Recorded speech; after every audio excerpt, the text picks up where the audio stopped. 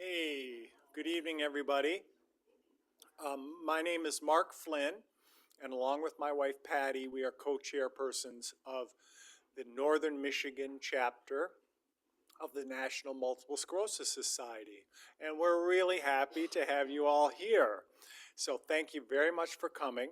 I would also like to thank our Zoom participants with hosting here at the Traverse Area District Library. Their amazing audio-visual crew allows us to put this virtually. And again, a big help for folks. We deliberately said we're the Northern Michigan chapter, not just the Traverse City chapter. And that Zoom allows us to have the range of participants be outside of the geographic circle here of Traverse City. So just a couple of housekeeping items, please. Restrooms are out the door here. Women's would be on your right-hand side, men's on the left. If I could ask everyone to please silence their phones unless you've really got something important that you feel that you can't silence it, that's much appreciated for our speakers. And then lastly, it's important that everyone in the audience know that this program is being recorded and will be posted up on the Traverse Area District Library website. So everybody mind your manners, we're on camera. So I wanted to start off tonight's program with a couple of thank yous. And the most important thank yous are to Traverse Area District Library for hosting us tonight. Josh Denby is the audio-visual wizard. That's not his actual title, but that's really kind of what he does. And then in the back of the room, Melissa McKenna is the head of adult services. And again, we cannot do this without their great support. So thank you to both very much for your help in today's program. So Northern Michigan chapter of the MS Society, we're a little over a year old. We're getting some things going, and I feel like we're finally getting some traction. So a couple of the things that we are doing, there's a Walk MS event in Traverse City every June. This year, next year, it'll be on June 17th. Central High School is the host for us. And yes. June 17th? Yes. On a Tuesday? No. June 14th. On a Saturday. Tell you what. Okay, like I said, we're on camera. So June 14th, Saturday. This is the only local program that we have at this point. And so really encourage folks to come on out for an uplifting event for the Walk MS. Second thing that we have is a monthly support group. And so Larry Kustra is in charge of the support group and is the leader of that group. And I'd like Larry to come on up briefly and tell us a little bit about himself and the support group that he has made available to share some time together with other folks living with MS.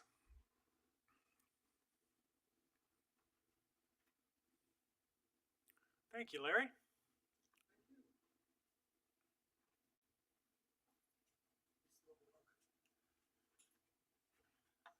Thank you, Mark.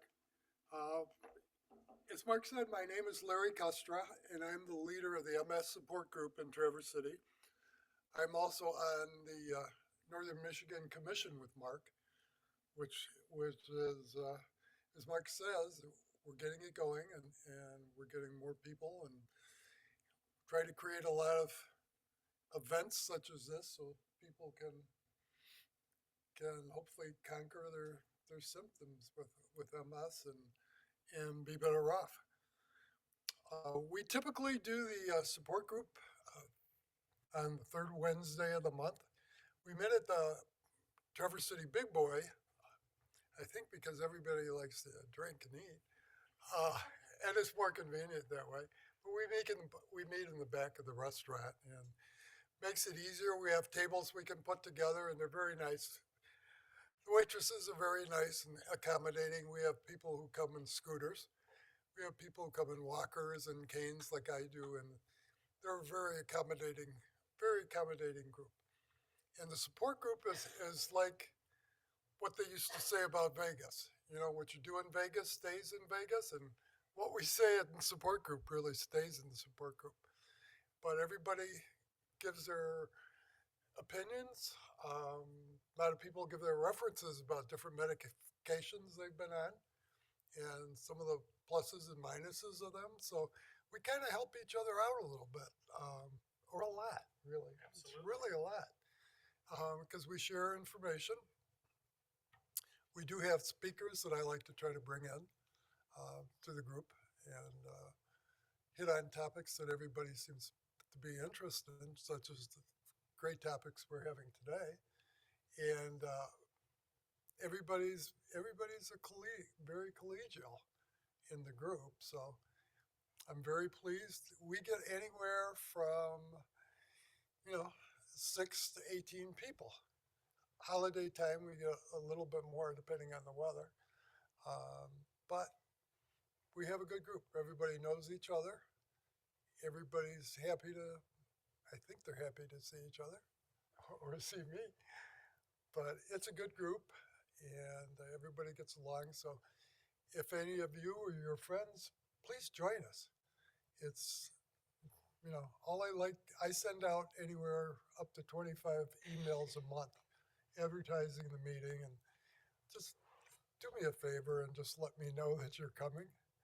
It helps me out a lot. Then I can plan on the space that we have at the restaurant, and it makes it a lot easier for everybody that way. But I really hope you can come. Bring a friend. Bring a half a dozen friends, as many as you got. Bring them. So Thank you, Larry. thank you very much. Oh, I'm sorry. Yeah, the most important part. 4 o'clock. 4 o'clock. So, yep. Thank you, Mike. Thank you, Larry. Appreciate Thank you. it. Thanks a lot. My pleasure. With regards to the support group, there are flyers on the table that you came past at the entrance. We've also worked hard as a society, as a chapter, to distribute the flyers to places where folks living with MS may get their health care, neurology offices, infusion centers, things like that. So we're trying to do some things to increase the level of participants in the support group. Larry mentioned 2 topics that we have today: diet for the patients living with MS and exercise for the patients living with MS. And both of those topics were the top ranked assessments for the need assessment that we did in this year's Walk MS. So these are folks living with MS in Northern Michigan. They said, hey, this is what we want to hear. I'm not so silly to think that I know what people living with MS need in this community. So this directly came from the requests of patients living with MS, and we're very happy to put that on. A couple of other things locally that are going on. Both Novello and Munson Healthcare have added neurologists and mid-level neurology providers just within the last few months. And for folks that have been, in Traverse City with a neurologic condition, you are well aware that the needs haven't been met with too long of wait times and things like that. Well, with these new additions, we're hopeful that that's going to change. And we're going to look hard and work hard to partner with both of those practices with our MS Society.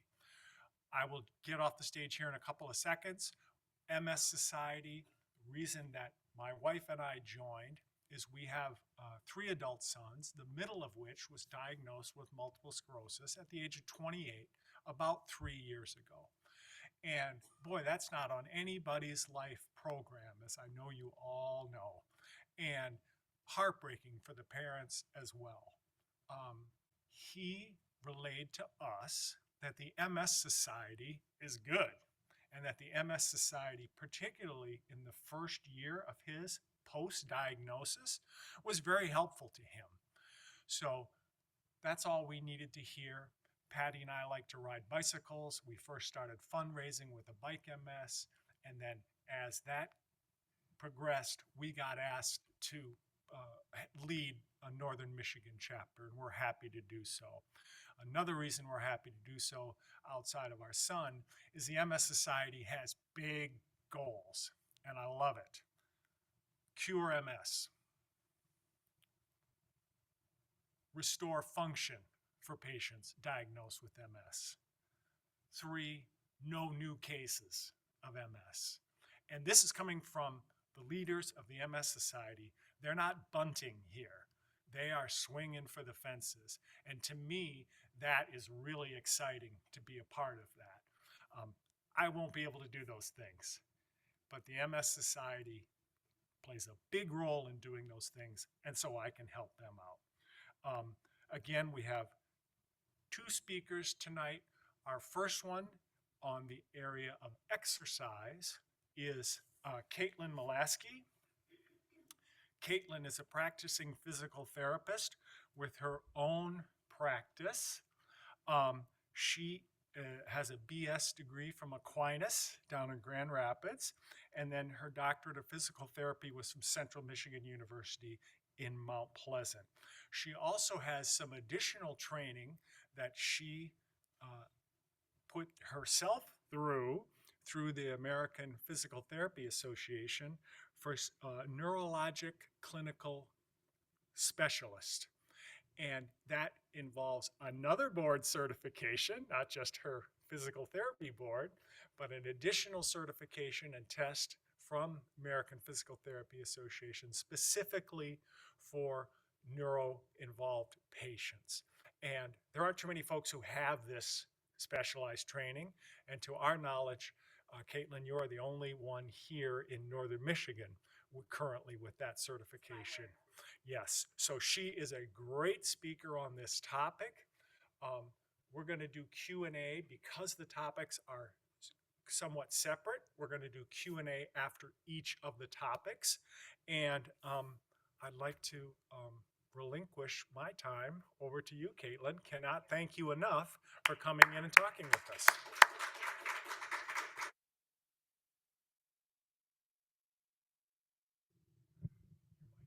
Thank you. Good luck. Good evening. Thanks everyone for being here.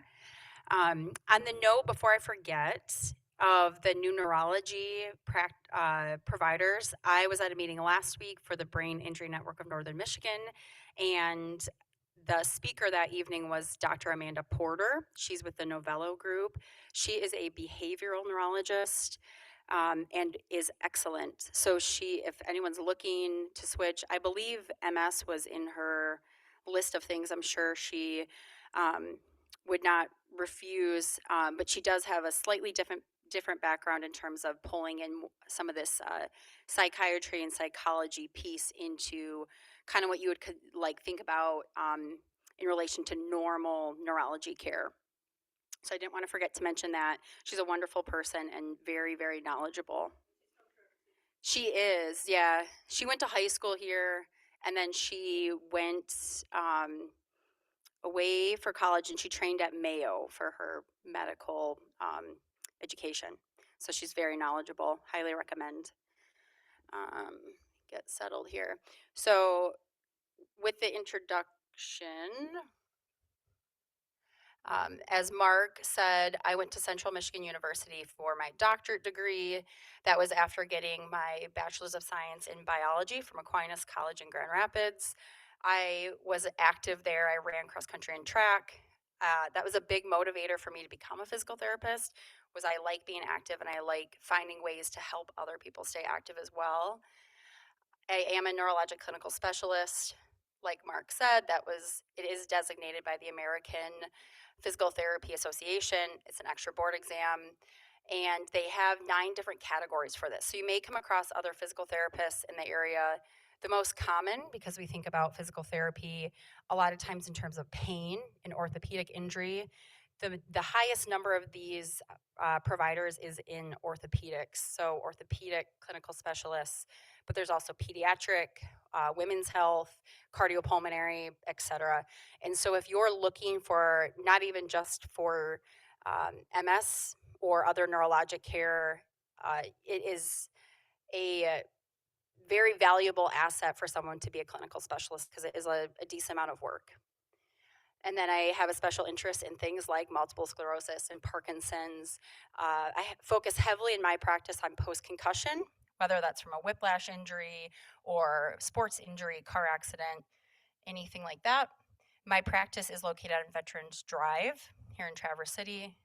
I'm the owner, I'm the receptionist, I am the therapist. So if you come there, you get me, whether you like it or not, I guess. And I've really enjoyed that. I opened up a year ago. So 10 years into being a PT is when I opened my own practice. And I'm gonna try not to talk too fast. I get excited about this stuff because I love it. And so if you need me to slow down, just put your hand up and I will do my best. When we think about neurodegenerative diseases, it's important to kind of keep these things in context in the general population.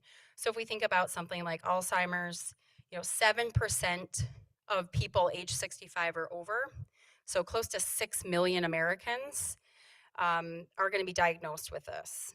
When we look at Parkinson's, about 1.3% of females and 2% of men, or about 1.8 million Americans. And so MS, you can see there, is a much smaller percentage compared to something like Parkinson's. ALS, even much smaller. And the image that I have up,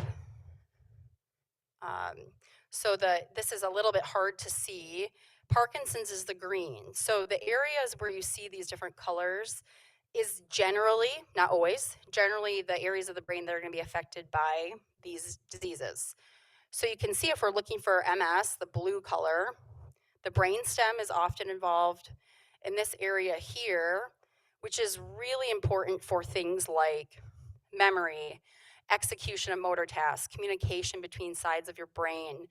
And then of course, we have up here into different areas that communicate about movement and sensation. And so there's a lot of things that can occur with the diagnosis of MS. And it's just nice sometimes to compare that there's different areas of the brain impacted by different neurodegenerative diseases. On my next slide, what we know is important about MS is that on the left, you'll see this healthy neuron. And you can tell that the kind of sheath that surrounds it is intact. So when you get a signal sent from your brain out to, muscles in your hand, for example, there's not a disruption of that signal. You can pick up a glass or hold a microphone, and it's not a big deal. We don't even think about it. It just happens for the most part. If we think about a damaged neuron, so MS being a disease where your own body is attacking itself, we see a breakdown in the protective sheath that covers these axons. So if that isn't protected, the signal that's going out to your muscles to control movement isn't going to be as effective. The more damage to the neuron, obviously the more deficits that are likely that you'll see with movement or coordination, balance, any of these areas. We see primarily MS as a central nervous system issue, so brain, spinal cord, but that does affect arms, legs, trunk, all these areas. The greater the damage within the white matter of the brain and the spinal cord, the greater deficits you will often see. I think it's really important to note that if you've seen one patient or talked to one person who has MS, you've seen one patient or talked to one person who has MS. There's not a uniform presentation. There's not a uniform way it affects people and how they live their life. And you have to treat people as individual cases and understand how the disease is affecting them personally. There is a degree because of how the white matter in the brain and the spinal cord are impacted. There's a degree of, oh yeah, I have weakness in my arms and I have tingling in my feet and my vision is impaired. But every case is unique and we have to treat it that way so that people get the best care possible. When we think about, if I go back to this slide and we see the blue in the brainstem here, we can see how there's cranial nerves that come off the brainstem. Won't go into details about them, except for they control things like, anything from swallowing to control of our neck to eye movement to facial sensation and facial movements. And if we see a case where cranial nerve involvement is more prevalent, we may see more issues with, primarily in MS, we see the impact on vision a lot. Anybody in here who has MS see vision impairments?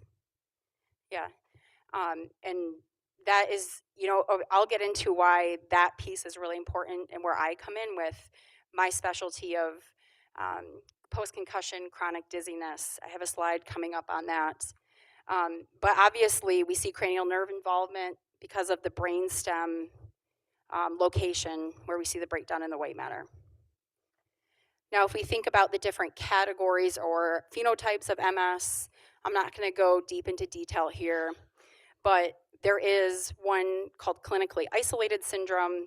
This is one you're going to see have more of those vision challenges, optic neuritis, vertigo. So there's a cranial nerve that helps give information to and from the brain called the vestibular cochlear nerve, regards hearing and balance, body awareness. So that's where that vertigo piece is going to come into play. Loss of sensation in the face. About 50% of the time, people who have this clinically isolated syndrome are going to progress to a different phenotype of MS. So we also see relapsing remitting. This is the highest prevalence. You can see at that roughly 80 to 85%. Relapses occur over days or weeks with remission following. Impairments can last, or function can return to that kind of pre-relapse status. Secondary progressive, primary progressive, and progressive relapsing are all kind of hovering around that 5% incidence within the population of those who have MS. So secondary progressive can transition to the relapsing remitting, or from relapsing remitting to secondary progressive. So you often see that happen. There's a slow progression, more cortical atrophy within the brain. Higher incidence because of that cortical atrophy, we see more possibility of cognition impairments in this phenotype. Primary progressive is slow and gradual. More often you see this in men, and a longer time to get a correct diagnosis with that phenotype, often later in life as well. Is this mic working okay? People hear me fine? Okay. Progressive relapsing starts with a gradual progression and then evolves into relapses that don't necessarily have a remission period. Another important thing to point out is if you see someone who doesn't have a diagnosis, some of the other possible areas to look at and consider would be Lyme disease, chronic fatigue syndrome, long haul COVID has emerged into this category as well.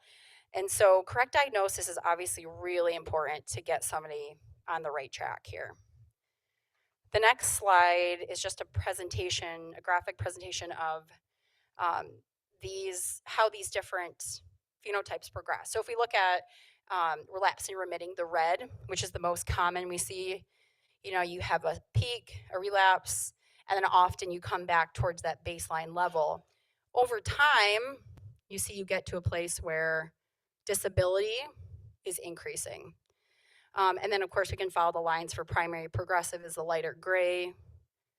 And you just see how these different phenotypes vary. When I think about working with somebody in my clinic who has MS or giving guidance on exercise ideas, the things we have to consider are what kind of impairments is somebody coming to us with? There's sensory impairment, there's mental health considerations. We know that the incidence of depression in patients who have MS has been estimated as high as 50% of people. Unfortunately, the risk of suicide is almost 8 times as high in patients with MS as it is with the general population. Lifespan is often shorter, and we want to take care of that piece of it as best we can so that those factors aren't as much of a daily issue for people. So it's important to address that maybe even prior to these other challenges.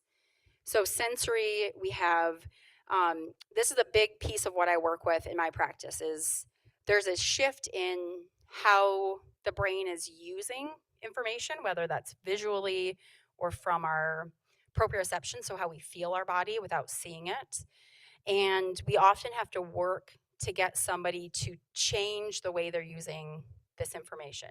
It's called sensory reweighting. So if someone's too visually dependent, but the visual information they're using isn't exactly helpful because of the MS, how can we get them to use maybe their inner ear information more or their proprioception?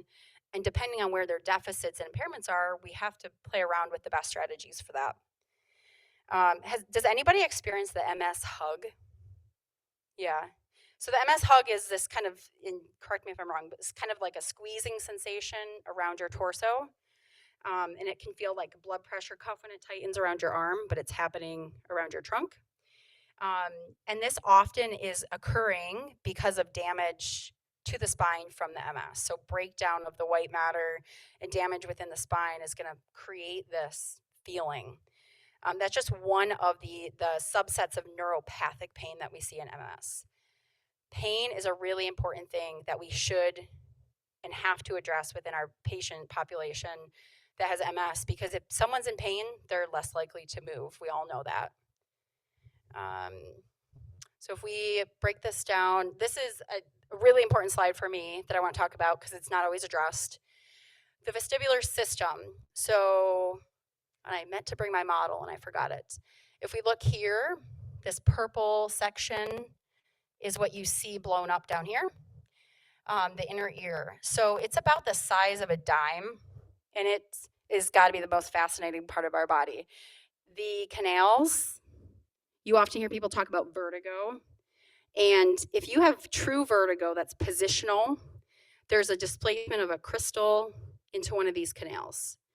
Because of gravity, it's often this posterior canal, and the other ones aren't often as affected.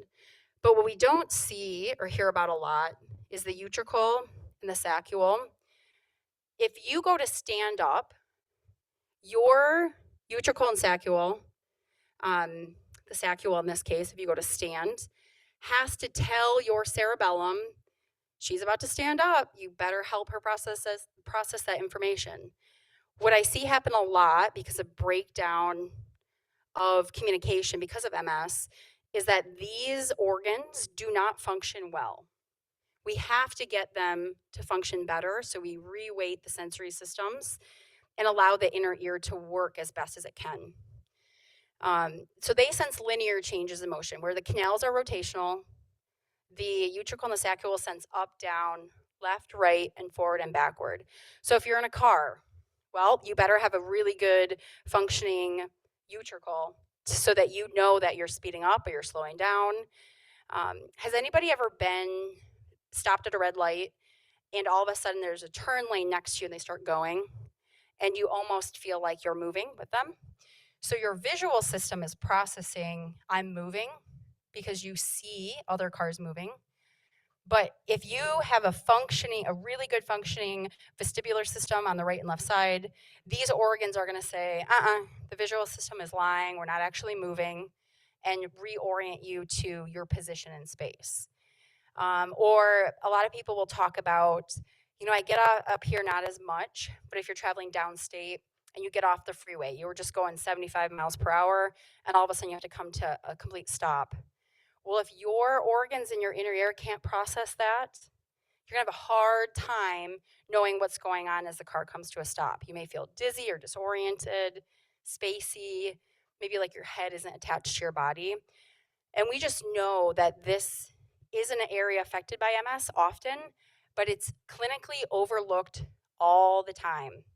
And it's one of the key players with balance. So this is what I truly love to address in any of my patient populations. So when we think about balance, vision, vestibular, so inner ear, and somatosensation. Somatosensation is regulated by receptors that are all throughout your body. They measure different things like pressure from external stimuli. They help with knowing that your foot is off the ground without seeing it, that sort of thing. Why exercise? So we've talked about kind of the implications of MS and how it affects different systems. And the question of the day is why do we exercise? What's the point? We think about from a general population, our understanding of exercise helps with things like mood and cognition, attention, strength, endurance, all the physical things. But the way it impacts the brain in terms of increasing perfusion of blood to the brain, improved focus. Like they've done studies where, somebody goes out for a 20-minute walk and the areas in their brain that are lit up from just a 20-minute walk are significant compared to somebody who's been sitting. And we know that helps with our brain health. It's even more important when we consider that somebody is experiencing kind of degeneration up within the brain. And the big important piece with MS in particular is going to be your hippocampus. If you look at the model here of the brain, the hippocampus is this red piece, and it's really important for things like memory, encoding memory from short term to long term, helps with spatial memory. I think about this a lot with, more so with my patients who have Parkinson's. You see this decline in their ability to sense where their body is or understand how to place their body in space where you want them to or where they want to be placed. And we see that breakdown happen here as well because of common brain areas that are affected between Parkinson's and MS. This would be things like, we think about the fall, corn mazes. If you have impaired spatial awareness, a corn maze is just going to be a complete nightmare for you. Memory consolidation, so that impacts the process of blocking in memories during sleep. And then memory transfer, so going from short-term memory to long-term memory. And we know for patients with MS that there is extensive demyelination, so that breakdown of that protective sheath, neuronal damage, and synaptic abnormalities. So basically this breakdown in communication of signals from the brain to muscles, and working within that context to produce the movement we want to produce. And so we know that we can impact how well the hippocampus works, how large it is, how well it's functioning through exercise. And when we know the breakdown that happens to the hippocampus from MS, this exercise becomes extremely important. Okay, when we think about exercise and therapy goals, the biggest things I consider are fall risk reduction. In addition to prevention of cardiovascular complications, again, improving mental health and cognition, improving sleep and decreasing fatigue, which is a big one in MS, decreasing dizziness, and improving strength, power, and muscular endurance. All important things. And there's a slide coming up that talks about when do you look for help from a professional?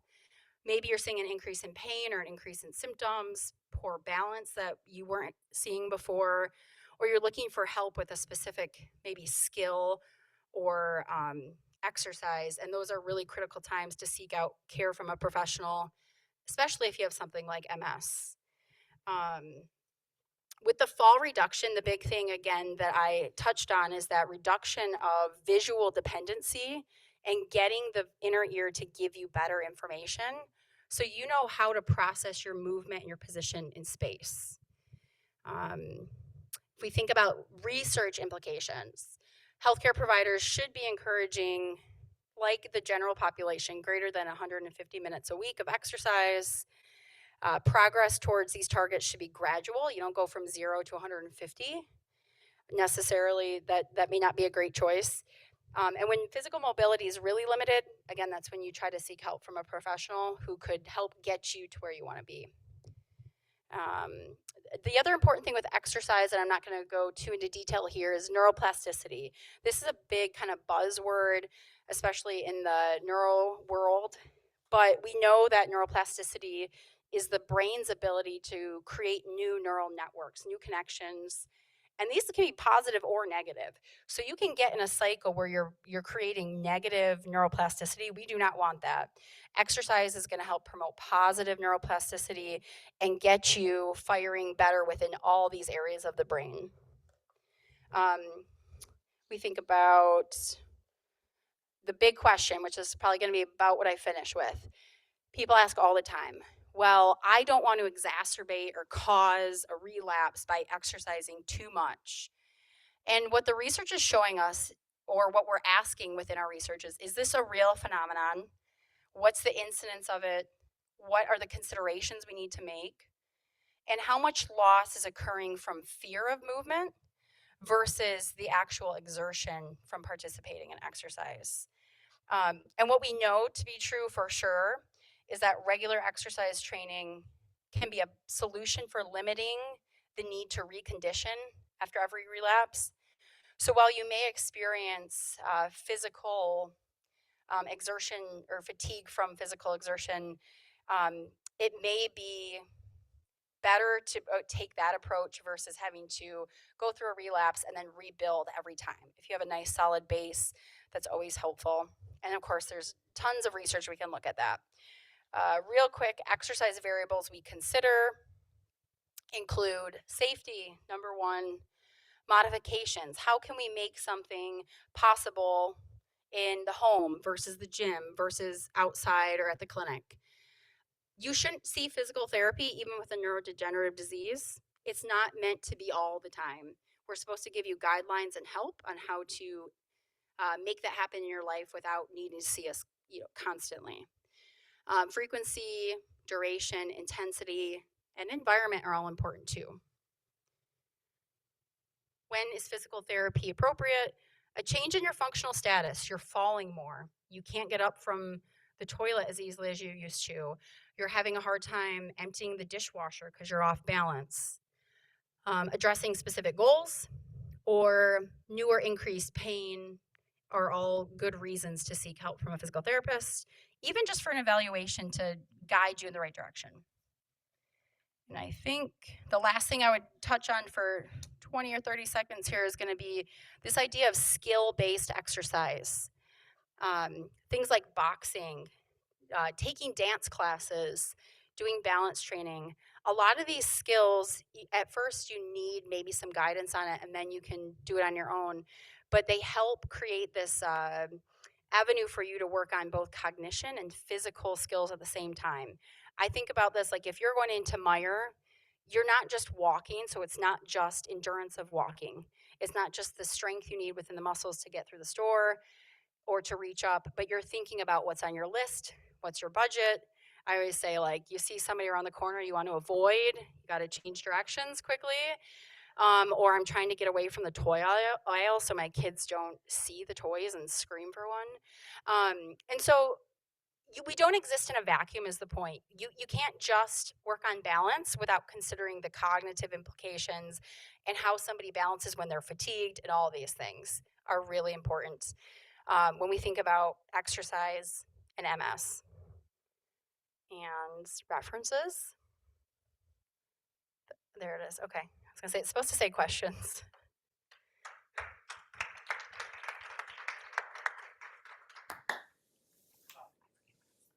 Yeah, no worries. We're going to turn this off so we can get feedback. And the microphone system here at Traverse Area District Library has the ability to pick up audience members. So if there are questions within the audience, but you don't need to leave your seat, we can take them. And then, Melissa, do we have the ability for anybody on Zoom at this point to ask questions? Super. So let's start in audience first, please.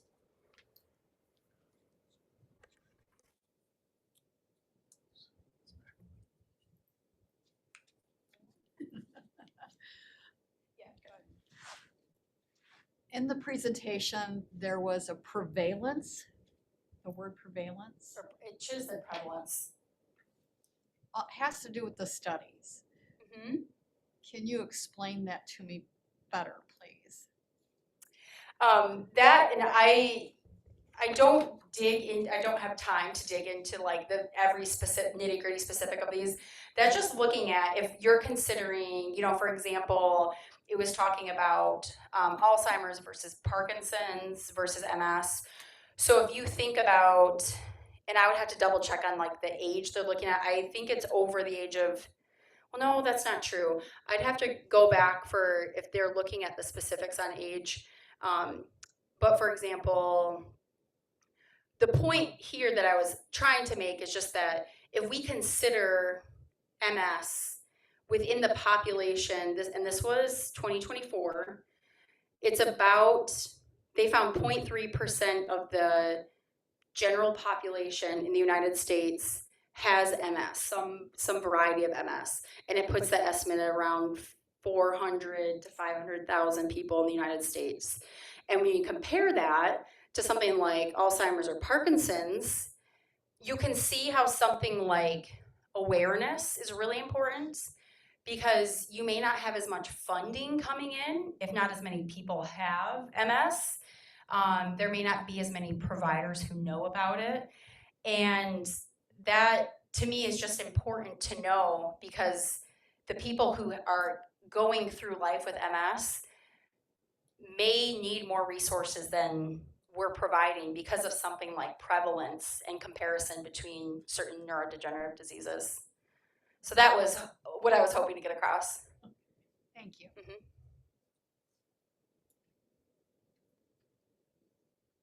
Don't be shy for other questions here in the live audience.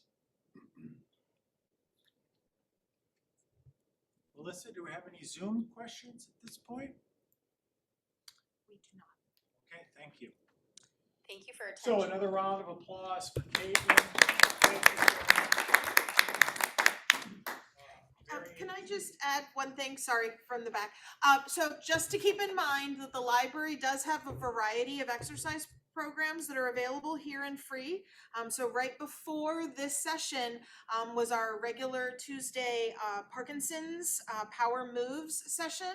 And so it's not necessarily the same thing, but there is a licensed person who is leading that. So they should be able to help make some adjustments, I would hope, for people who have MS that are attending instead of Parkinson's. And then also we have a chair yoga session that meets once a month, and we have 2 Tai Chi sessions that meet here each month. So, you know, it's a possibility you could try something out here at the library before moving on to something else if you'd like. Melissa, aren't they all free? And they are all free, and even the yoga supplies. So we have yoga twice a month coming up this fall, November and December. And we have all of the props that you would need to be able to do that. So nobody needs to purchase anything to attend. Thank you so much for that very important point, and yet another great resource for the library, or from the library here for the public. So we're going to move along now to the dietary portion of today's program. And again, both of these subject matters were voted upon by your peers living with MS in Northern Michigan as important topics. And as the Northern Michigan chapter, we're trying to respond to the needs of folks living with MS here in Northern Michigan. Melissa Goodchild is our next speaker. Melissa works at Munson Medical Center. I thank you very much for coming in. She's been there 9 years at Munson, and you are a certified diabetes care and education specialist. I think I got that correct. Fantastic. And graduated with a Bachelor of Science degree from Central Missouri State University, and has been a dietitian for 26 years now. So thank you very much for coming. I'm going to turn this off. You get that. And thank you very much for coming. Thank you guys for letting me come and talk to you. This is going to be tricky for me because I talk with my hands. And I forgot my PowerPoint. Thank you. So, whenever we're talking as a group, things are way more general. I tried to roll everything up in a nice package, but I realized that you're all individuals and some things might not apply. So, if we think about nutrition and MS, it's a balancing act. We're balancing between pure pleasure foods and whole plants, time and energy, cost. So there's lots of things to keep in mind.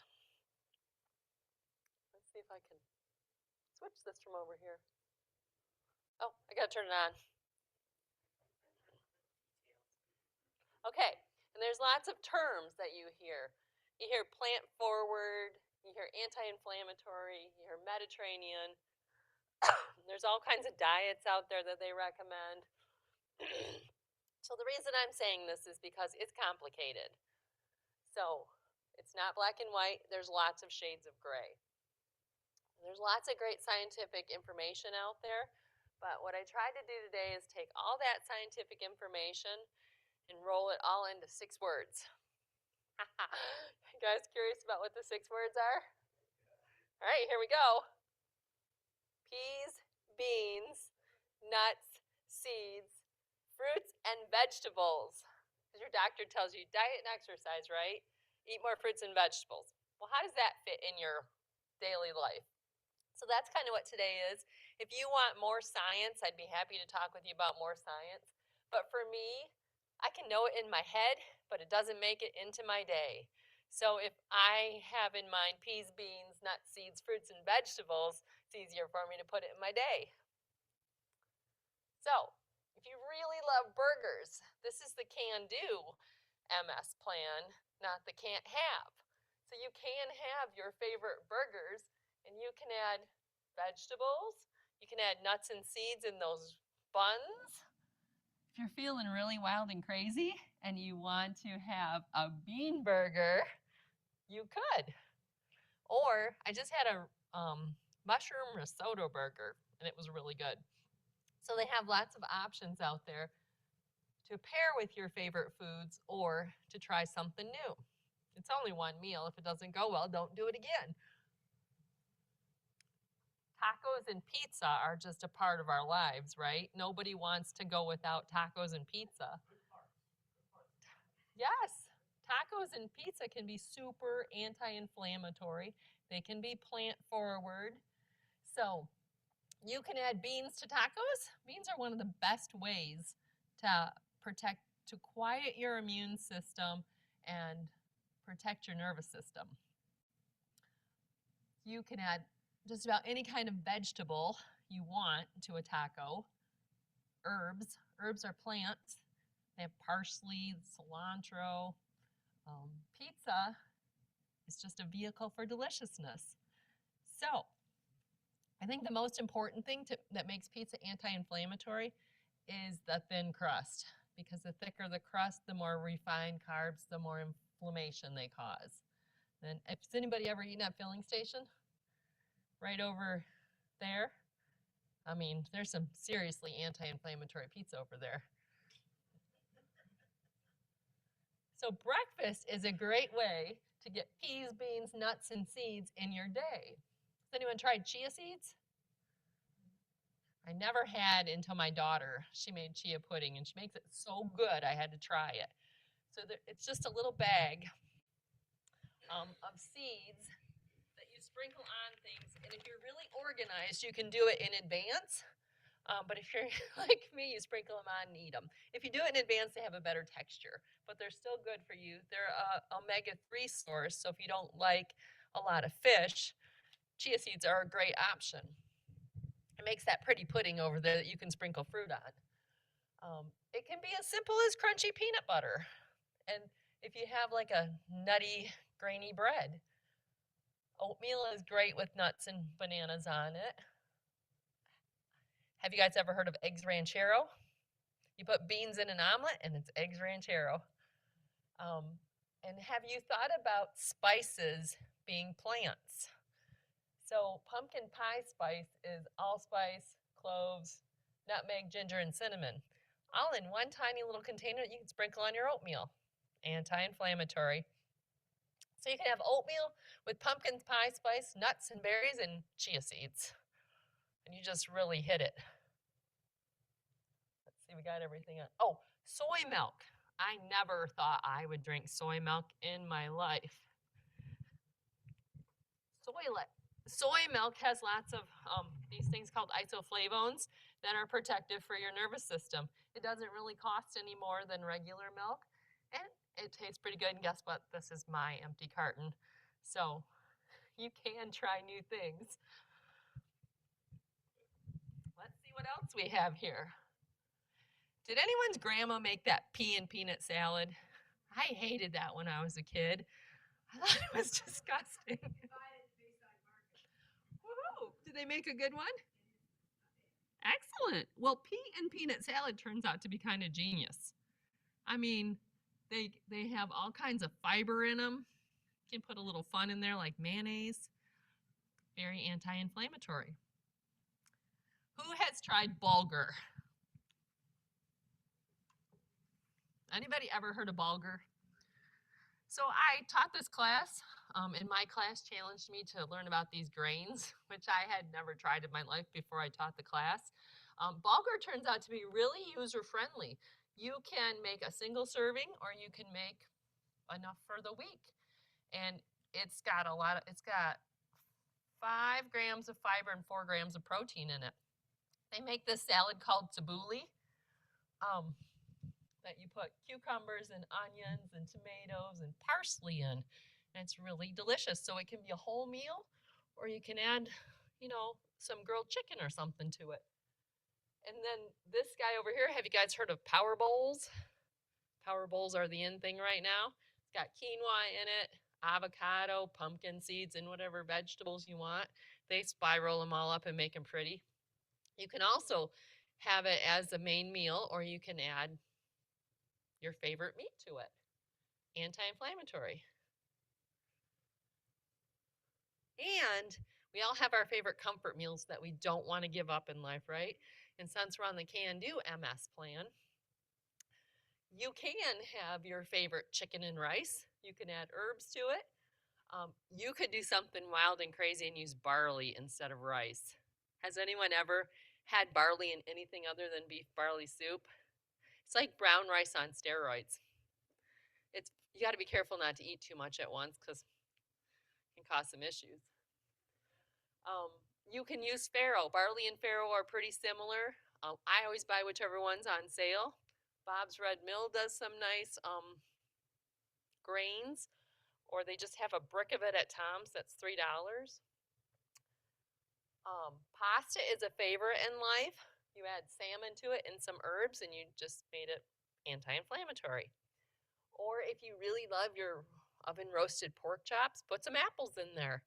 Just added fruit to it. And the skins are even better. Or pot roast. Pot roast is just so comforting, especially this time of the year. You get a cool rainy day, pot roast with potatoes and carrots. If you keep the skins on your potatoes, you made them anti-inflammatory. If you use some kind of a fresh herb like rosemary with it, you just added a plant. Asparagus, if you can find asparagus this time of year. I mean, it's a great thing to add to your plate to make it anti-inflammatory. The reason we want anti-inflammatory is anti-inflammatory means it keeps your immune system so it's not inflamed. And when your immune system's not inflamed, it doesn't attack you. So that's why people say anti-inflammatory, in case nobody ever explained why. So I found some good resources. One of the best resources available that I found is online at the National MS Society. They have this comprehensive nutrition resource. So I just put a few of the pages up here for you. This is their table of contents. They talk about all kinds of things in there. And they have 5 things they want you to know. And the main thing is they want you to have some balance. You can teeter-totter. Another thing is there's lots of diet recommendations out there. I went upstairs just to look before I came down, and there's like a wall this big of diet books. And they're thick, they're One thing to keep in mind, there might be a diet that works well for you, but you just want to make sure it doesn't eliminate anything, because when you start eliminating things, that's where you might miss something that you need. Another thing is that we want to make it personal for you. So it's not one size fits all, peas, beans, nuts, and seeds. They did highlight some vitamins in this resource. Vitamin D, I mean, I don't recommend very many vitamins, but vitamin D, almost all of us need. It helps protect our immune system. It helps reduce inflammation in our body. You can talk to your doctor, because I can't make recommendations. Calcium also comes along with strong bones, so your doctor may recommend calcium. Have you guys heard of essential fatty acids? It's the fish. If you don't like fish, a lot of the nuts and seeds are good sources of omega-3s. Omega-3s are something that you can't make yourself. Your body you have to have it in your diet, and it protects your brain, protects your myelin sheaths. So those are that's the reasons why. Also reduces inflammation. So that's why chia seeds are a good option, because sometimes they're much less offensive than fish. B12 is an important vitamin you can talk to your doctor about. It also works on protecting your myelin sheaths, and a B12 deficiency can have similar symptoms to MS. B12 is water soluble, so if you use it or lose it, and if it's not in your diet, you can have a deficiency and not even know it. So some really good sources of B12, it's mostly animal products, but eggs are an animal product, but they're a good source. Mushrooms are a good source of B12. Fortified cereals are a good source of B12, and so is tofu. Has anyone ever tried tofu? Tofu's tricky. It has a good sauce, tastes great, and it's really good for you. Antioxidants. Okay, I have a really fun slide for this. I never understood antioxidants until I saw this next picture. So, up at the top, just to give you some explanation so you'll think it's as funny and cool as I do, is oxidants or free radicals are chemicals that react easily with other substances in the body. They change or damage the structure. Okay, so you ready for the fun? Aren't they cute? So free radicals are trying to steal from healthy cells, and when they do that, they damage them. So along comes these antioxidants. That's why doctors always say eat more fruits and vegetables, because those colorful fruits and vegetables have antioxidants. So antioxidants go around repairing what the free radicals have stolen. So antioxidants are important in protecting your brain and spinal cord. Yes. Yes, yes. Same kind of, isn't it cute though? It really helps bring home what free radicals do. They steal things. Okay, here is another great resource. One of my patients gave this to me, and I absolutely love it, and they have it here in the library. At least they usually do, but my patient checked it out because I told him I was going to get to it before he did. It's about this thick, but most of it is recipes, and it's called the Brain Health Kitchen. What's good for your brain is good for your MS, usually. So there's lots of recipes in there. They have a chapter on leafy greens, vegetables. These are all different chapters that they have. They have 100 recipes in there. They're all pretty decent. And they have little health tips throughout it. It's got some juicy science in it. It's written by a physician. So I think it's one of the best resources I've ever had available to me. So I would encourage you can also get it online. It's not super expensive. And another really good resource is oldwayspt.org. Have you guys ever gone online and seen that one? So I used to use it a lot, and I got on there today, and I found some fun things. I found, what can you do with bulgur? Since I just brought bulgur in, it also has whole grains are good for you, and it shows your whole body and the different things they do in it. I thought that was kind of fun. There is pyramids for all the different diets they recommend. Like there's a vegetarian pyramid. There's a Latin American pyramid. They all look pretty much the same. There is what can you do with canned beans, and 12 different things you can do with fresh herbs. So if you're all well versed in those things, then you definitely don't need to go to this site. But if you just want some fun ideas, whoops, I'm pushing buttons. It is a great site to go to. One of the reasons why I like it is you can just click on a recipe and it gives you all the nutrition on it, and there's pretty pictures. They're pretty simple recipes. I just picked the plant-based one, but they also have Latin American. They have quite a lot of different. They have an African one, and I think they have an Asian one. I wrote it down because I knew I wouldn't remember. So you can get vegetarian, you can get Latin American, African, Asian, or Mediterranean. Because when they tell you to follow a Mediterranean diet, what does that mean? So they give you some kind of an idea, and there's a Mediterranean pyramid. But it all goes back to what? Peas, beans, nuts, seeds, fruits, and vegetables. So, some ideas for ready-to-eat meals when you're just tired and you don't want to cook. So I put some guidelines up here so that we'd have an idea what we're talking about or what we're looking for in a ready-to-eat meal. For us ladies, a good meal target is 300 to 500 calories. For guys, you probably need 400 to 600. Fiber, 8 to 10 grams is really, you just scored.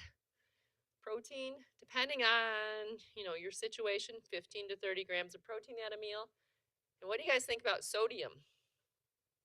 700 to 800 is a good target per meal.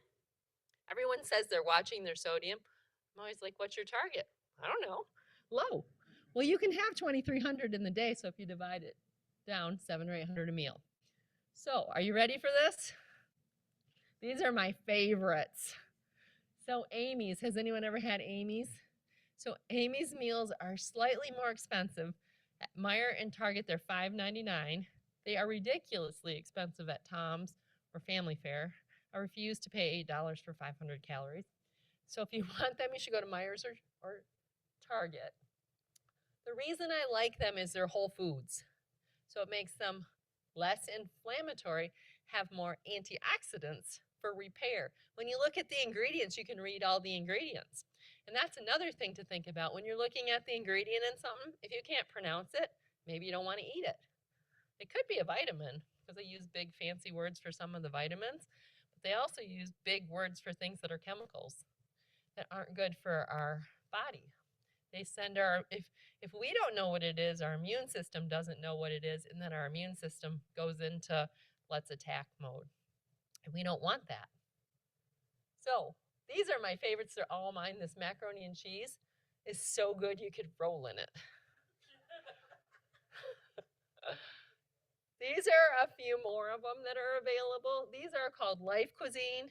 Lean cuisine is just ridiculous. 200 or 300 calories, 150, 180. That is not enough. That's a snack. So these guys are more in the 300 to 400 calorie range. Yes, I love it. And this mac and cheese one is pretty good. I can't say that you can pronounce all the words, but they're a little more cost effective and they're delicious. Amy's also makes some soups, and one of the things that's nice, well, this one says light in sodium. So if you look at the sodium in it, it's only 450 milligrams. And I said 700 to 800 is a good target, so don't look at that one. It's 1230. So if you have a heavier sodium meal, just don't eat 2 of them in a row. So if you want to have some of these meals because of the flavor, they add lots of flavor, but they're a little more expensive than what you want. There's lots of great ways to stretch them. So let's say you get this Indian one. It has peas, garbanzo beans, and rice in it. You can get any of these and just frozen peas and throw them in there to make it stretch longer. If you have some rice or barley in the fridge, you throw it in there, turn it into 2 meals, and then it just turned into $3 instead of $5.99 for a meal. All of these are peas, beans, good for you. If you get canned items, no added salt is kind of important because salt inflames your immune system. So you want to kind of try to stay with the 700 or 800 per plate. You can add nuts to, walnuts can go in any of these frozen meals. Avocados can be really delicious to throw in the frozen meals. Any no added salt canned good or frozen vegetable. Or have you ever thought about unsalted sunflower seeds? Those are great sources of healthy fats. They fill you up. Just chew them good. No toss, chomp, and swallow. So I had bought this butternut squash. It's only 200 calories. That's not enough. So I had some barley in the fridge, so I had my barley cooked. I threw barley in there, and I made it a nice 400-calorie meal. It lasted me twice as long. Baked beans. What do you guys think about baked beans?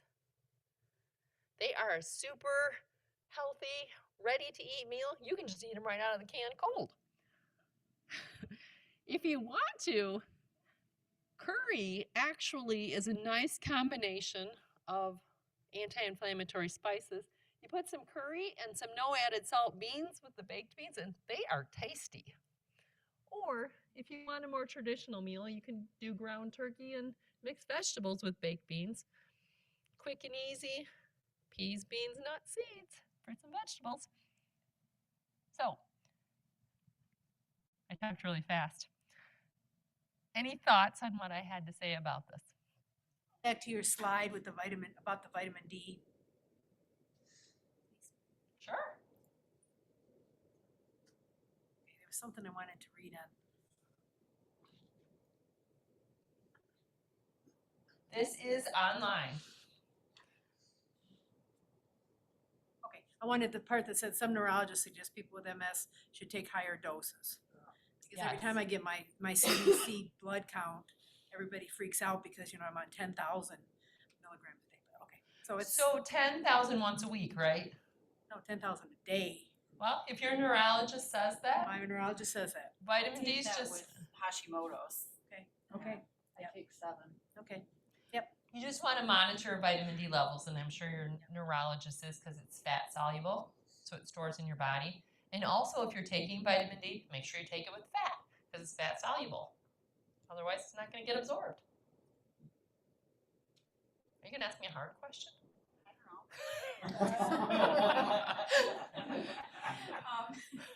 My question was just going to be related to, do you have recommendations for, in general with anti-inflammatory, how much healthy fat you should be getting? Ooh, that is a tough one. So the quantity of fat is, they really say choose the unsaturated, they're called PUFAs and MUFAs, polyunsaturated, monounsaturated. So I have a really technical term for this. So if it's a saturated fat, solid at room temperature, solid in your blood vessels. So here's my technical serving size. Are you ready? Sprinkle or drizzle, don't dunk or pour.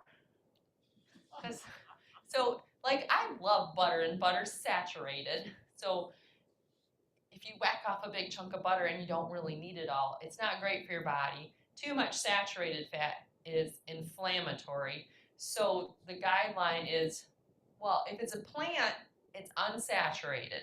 So that's why the peas, beans, nuts, seeds, fruits, and vegetables. Because cholesterol is part of an animal. Saturated fats are part of animals. So just choose your pure pleasure fats and try to lean towards unsaturated versus saturated. And it's saturated if it's an animal product. Does that answer it? Yeah, I actually have one more on that as well.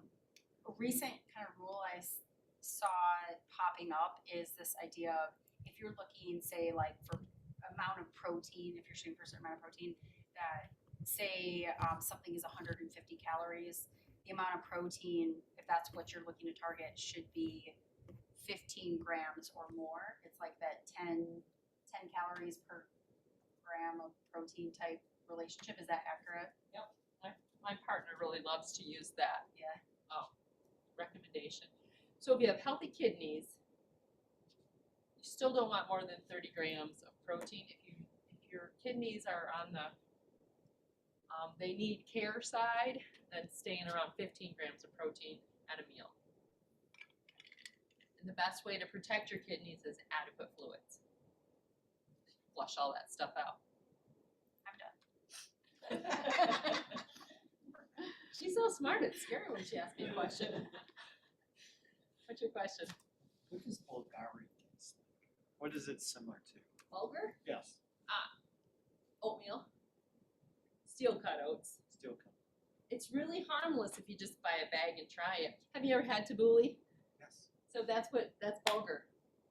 Yeah, it's a tiny little grain, a little chewy. Don't try amaranth. It tastes like sand. And don't try millet. It's birdseed and it takes forever to cook. And if anybody knows a really good recipe, I need to be trained on it.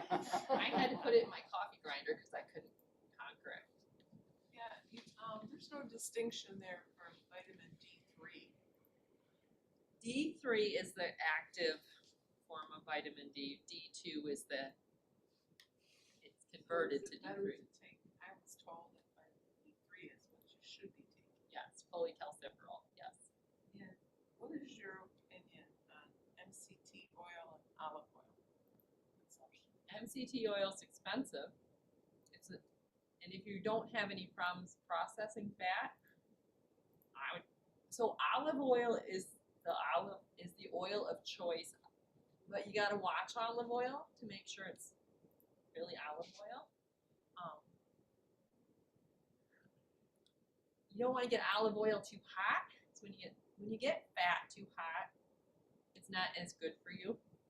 So I use olive oil, especially if I'm gonna drizzle it on something that I'm not gonna get hot. Like I can't figure out how to make popcorn with olive oil. So I use olive oil if I'm not gonna get it too hot. But if I need to get it hot, then I use avocado oil. My daughter just showed me that Sam's Club has avocado oil because it's ridiculously expensive. So avocado oil, and it doesn't look like it's refined when you look at the ingredients. At Sam's Club, it's only $10 for a big bottle. But also with that, you gotta be careful because they get rancid. So if you're not gonna use it, don't buy a giant bottle. Did that answer your question? MCT oil is expensive. If it has a special purpose, I have to really look at why, because it goes into a lot of, if we were going to do an IV feeding or something, or tube feeding, if there's an issue with the intestine, but I guess I'd have to know more about why we were going to use it. Because there's a lot of marketing stuff out there. You got to watch marketers. They're sneaky. A lot of times they're just paying a lot for something that maybe you don't need, but it could be something that your body really does need. Any other questions? Peas, beans, nuts, seeds, fruits, and vegetables. Melissa, any Zoom questions from online? Thank you so much. And thank you very much, Melissa.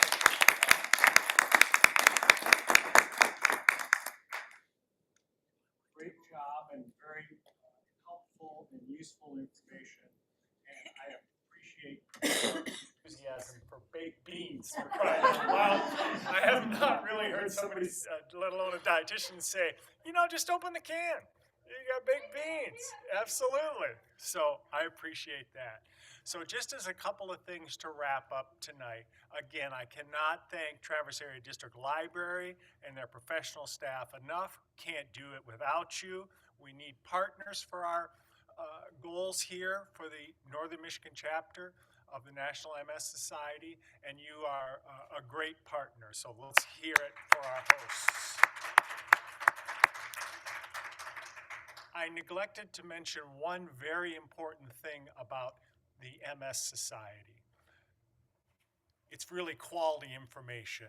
Melissa, our speaker, you talked about going to the MS website and finding good diet information there. And I've heard neurologists compliment the MS Society on the quality of the information that is there. MS Society provides continuing education credits for healthcare providers.